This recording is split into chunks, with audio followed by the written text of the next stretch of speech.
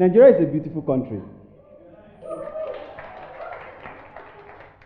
And as someone who lives in Lagos, I will tell you, Lagos nightlife is one of the best you can experience.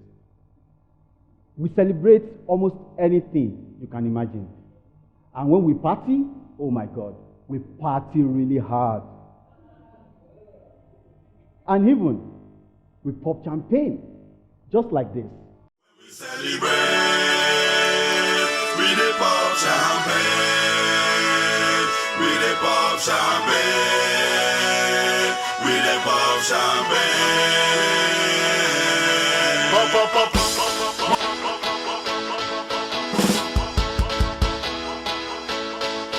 pop, pop, pop, pop.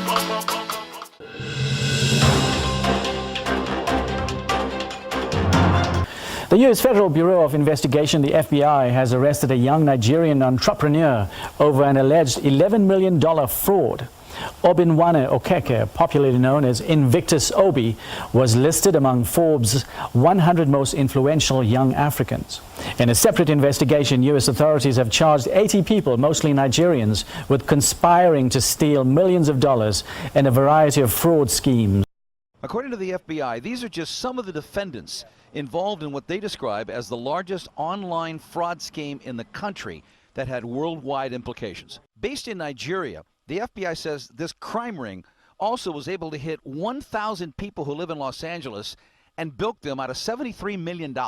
And just how fast is this crime growing? In the first 7 months of this year, the FBI's Internet Crime Complaint Center received nearly 14,000 complaints from victims. The FBI said this was done in 4 steps. The scammers would target the companies, then grooming. That's where they would send out an email or a phone call, usually to the finance department, and then they would start bombarding the financial department. Step 3, they would exchange information. Step 4, the money would be wired. With the support of other agencies, Nigerian police, they are really working hard to put a stop to cybercrime in Nigeria by arresting cyber fraudsters. But I think the problem is bigger than this. Let's take a deep dive into some of the root causes of cybercrime in Nigeria. 1, societal pressure on youth. 2, eroded values. 3, negative impact from top influencers. Then 4, living a materialistic lifestyle. Let me tell you a story of how I experienced this. As a child, I saw a society that has conditioned one to make so much money so that you can live a materialistic lifestyle. But I was from a poor background. I grew up in Bariga, one of the dangerous slums in Lagos.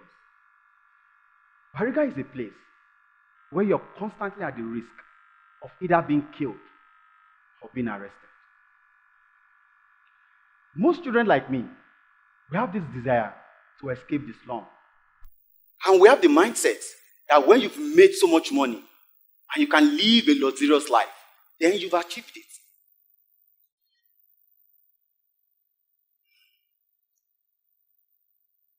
I got to know about computer for the first time through a friend in a cyber cafe.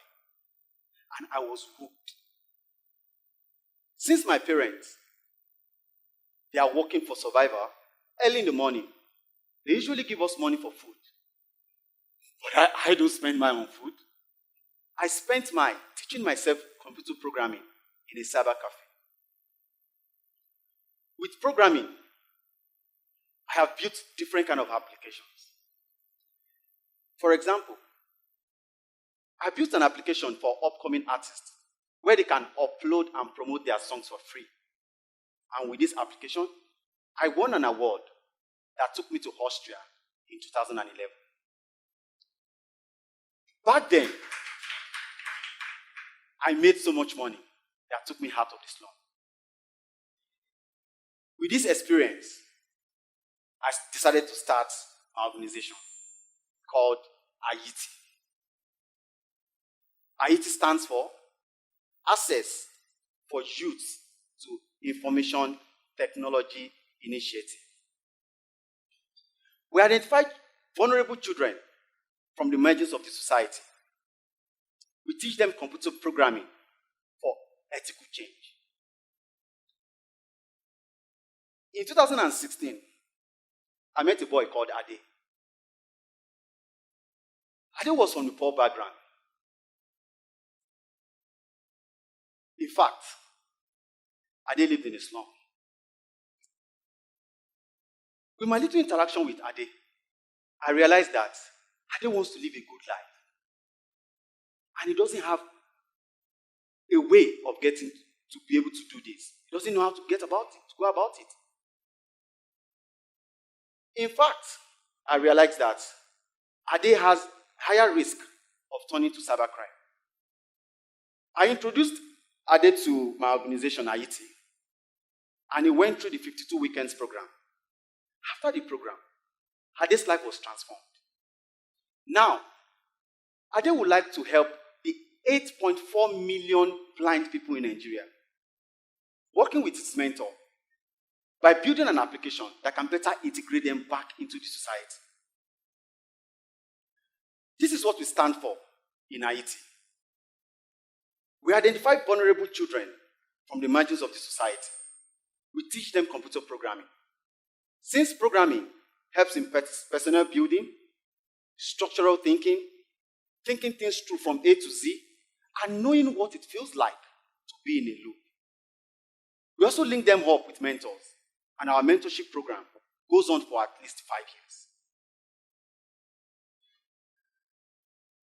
I envisioned Nigeria not as a place that is known for cyber criminality,